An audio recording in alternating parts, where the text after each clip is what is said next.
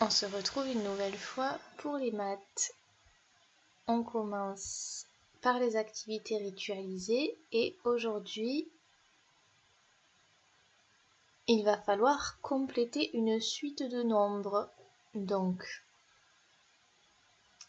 il faut que vous cherchiez, on a déjà fait ça la dernière fois, donc il faut chercher combien on doit rajouter ou enlever, parce que c'est possible aussi d'avoir des suites où on enlève des choses.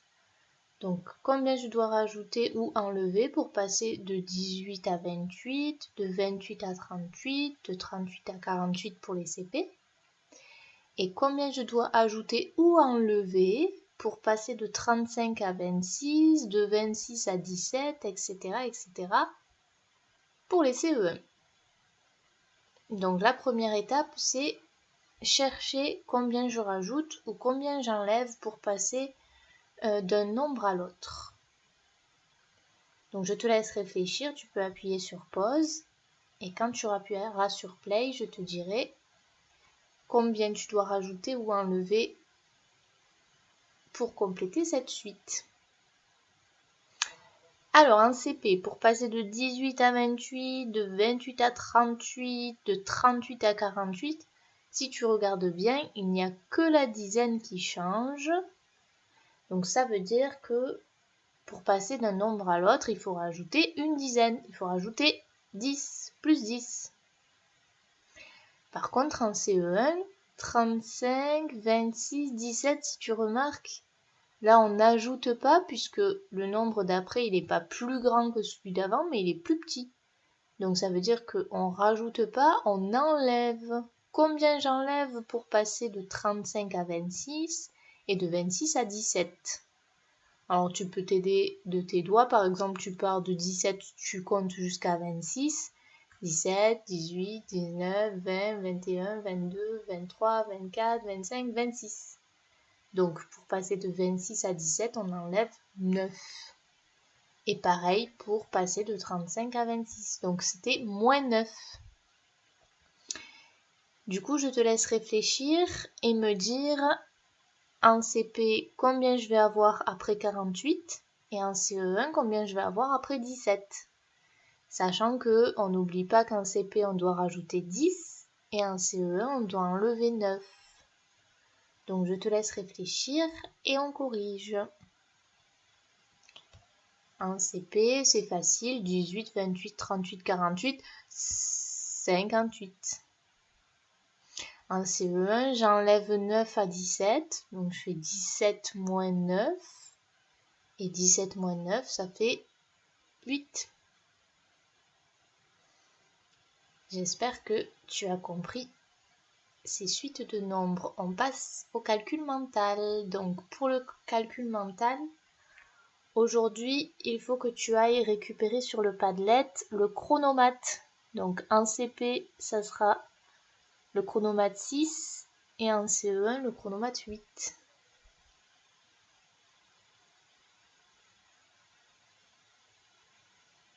Et on passe au double. Alors on va s'entraîner à calculer les doubles. Normalement, tu les as appris, les doubles, donc ça va être facile. Tu prends une ardoise ou une feuille de papier et il faut écrire la réponse le plus vite possible. C'est facile. Attention, on commence. Le double de 5. Combien ça fait? Ça va vite. Double de 5. 10. Parce que 5 plus 5, 10. Le double de 6. Facile aussi, ça va vite. Attention, 6 plus 6, ça fait 12. Le double de 9. Ça va vite aussi. 9 plus 9, on doit le savoir par cœur, ça fait 18. Et un petit dernier, le double de 7. 7 plus 7, c'est facile aussi. 7 plus 7, 14. Ok, on continue. Alors, maintenant qu'on a révisé les doubles, on va passer à quelque chose qui s'appelle les presque doubles. Donc c'est pas les doubles, mais c'est presque les doubles. Tu vas comprendre quand je vais afficher le premier. Le premier, c'est 7 plus 6. Alors c'est un presque double parce que c'est presque 7 plus 7, mais c'est pas 7 plus 7, c'est 7 plus 6. Alors pour calculer, c'est facile. Puisque c'est presque 7 plus 7, tu vas faire 7 plus 7. Tu sais que 7 plus 7, ça fait 14. Sauf que là, c'est pas 7, c'est 6. Et 6, c'est 7 moins 1. Donc 7 plus 7, ça fait 14. Mais 7 plus 6, il faut enlever 1. Donc ça fait 14 moins 1, 13. J'aimerais que tu essayes tout seul maintenant si je te donne 8 plus 7. Alors 8 plus 7, c'est presque 8 plus 8. Mais il faut enlever 1. Donc 8 plus 8, tu sais que ça fait 16. Mais là, c'est pas 8, c'est 7. Donc il faut enlever 1. 8 plus 8, ça fait 16. 8 plus 7, ça fait 16 moins 1, ça fait 15.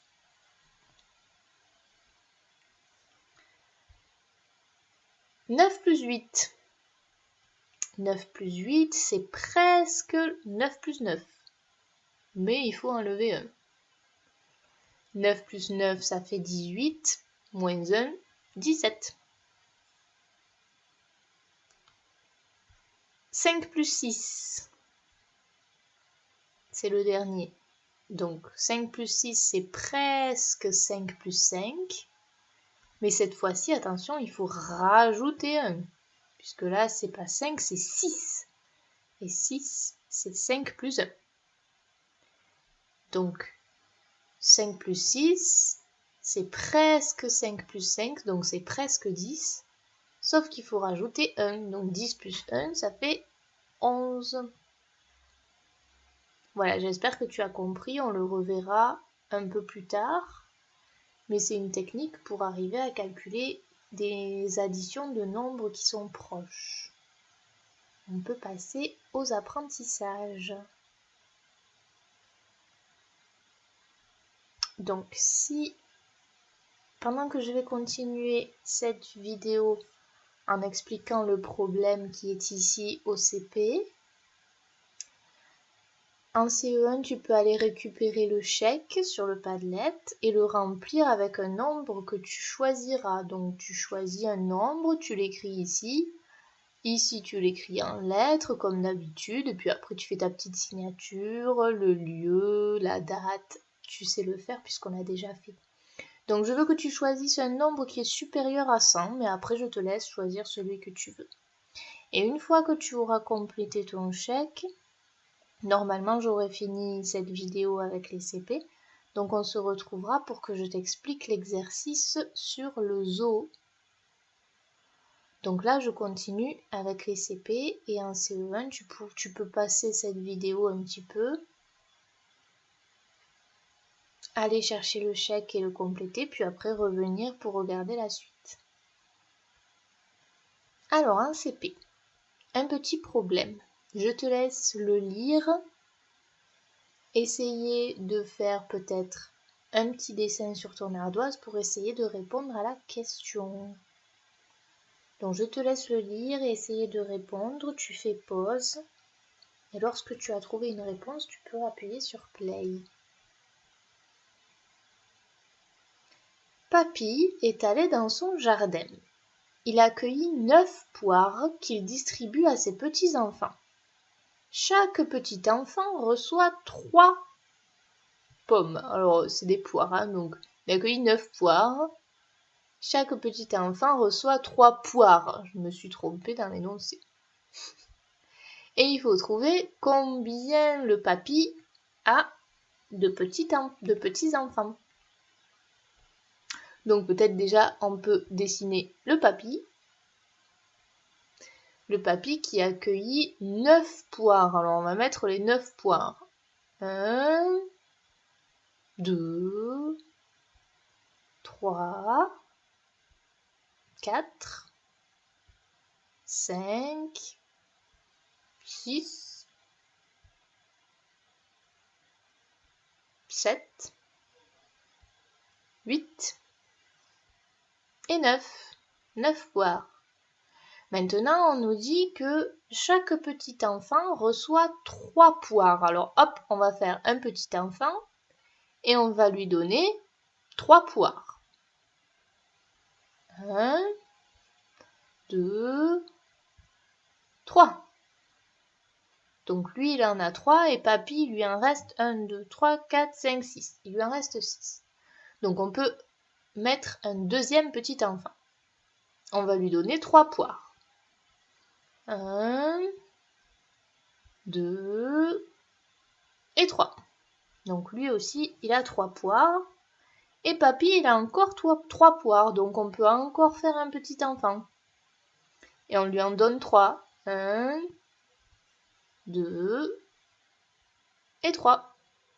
Maintenant, papy, il n'a plus de poires. Donc combien il a de petits enfants? C'est facile.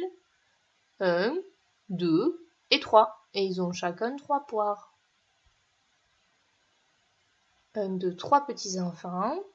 Papy a donc 3 petits-enfants.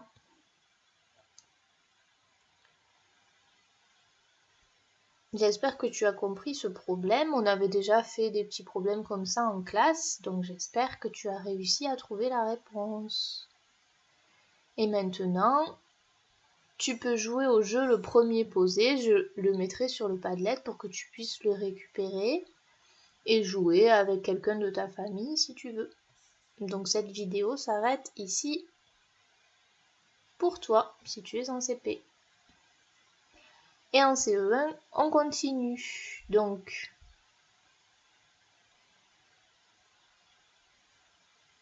j'ai mis ce petit problème sur le Padlet. Tu peux aller le récupérer ou bien le lire directement sur la vidéo. Essayez de bien comprendre ce tableau, à quoi il correspond. Et ensuite, je te poserai des petites questions. Alors, tu peux appuyer sur pause, lire l'énoncé, regarder le tableau, essayer de comprendre. Et quand tu appuieras sur play, je lirai le problème et je te poserai des questions. Donc, tu peux prendre ton ardoise, un feutre ou alors une feuille et un crayon et lire le problème. Alors, dans un zoo, les visiteurs peuvent faire des dons, donner de l'argent, pour aider leur espèce préférée. Voici le tableau qui compte l'argent récolté pendant plusieurs mois. Donc il y a plusieurs animaux dans ce zoo et il y a des visiteurs qui donnent de l'argent pour les animaux qu'ils préfèrent, pour pouvoir aider les animaux qu'ils aiment. Donc par exemple, ici on a les mois de l'année et on a combien les visiteurs ont donné à chaque animal. Donc je te pose la première question. Écoute bien et essaye d'écrire la réponse sur ton ardoise. Quel animal a récolté 255 € en août? Quel animal a récolté 255 € en août? Donc je te laisse répondre et ensuite on corrige. Quel animal a récolté 255 € en août? Donc déjà, on regarde le mois d'août et on regarde qui est-ce qui a eu 255 €. Ici, non, non plus. Ah, 255 €, on remonte pour voir quel est l'animal, c'est le panda. Donc les pandas ont récolté 255 € au mois d'août. Ça, c'était la réponse à la première question. On passe à la deuxième. Combien les koalas ont récolté en juillet? Donc combien d'argent ont récolté les koalas en juillet? Je te laisse écrire sur ton ardoise ou sur ta feuille. Alors les koalas, ils sont là. Ça, c'est le mois de juin. Ça, c'est le mois de juillet. Les koalas ont récolté 188 € en juillet. Troisième question. quel animal a récolté le plus d'argent en juin? Donc, quel animal a récolté le plus d'argent en juin? Je te laisse écrire et on corrige. Donc on regarde le mois de juin et quel est l'animal qui a le plus d'argent? Est-ce que ce sont les tigres, les koalas, les pandas ou les tortues? Si on regarde bien, là c'est 156, là c'est 301, 166 ou 84. Donc on voit que ce sont les koalas qui ont récolté le plus d'argent en juin. Alors la dernière question, je vais te laisser un peu plus de temps pour y répondre parce qu'il faut calculer. Combien ont récolté chaque animal au total? Donc combien ont récolté les tigres en tout? Combien ont récolté les koalas en tout? Combien ont récolté les pandas en tout? Et combien ont récolté les tortues en tout?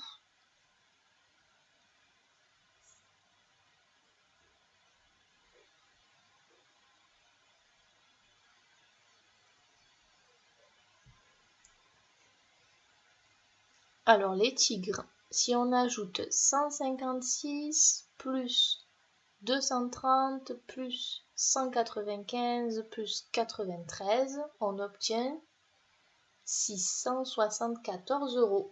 Donc normalement, pour les tigres, tu as trouvé 674.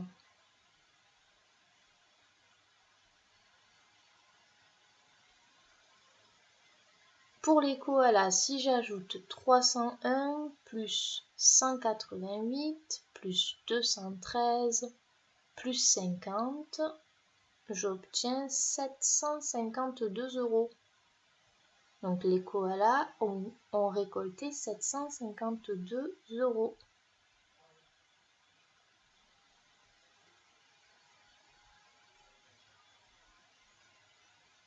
Les pandas, 166 plus 203 plus 255 plus 35. On obtient 659 € pour les pandas. 659 €.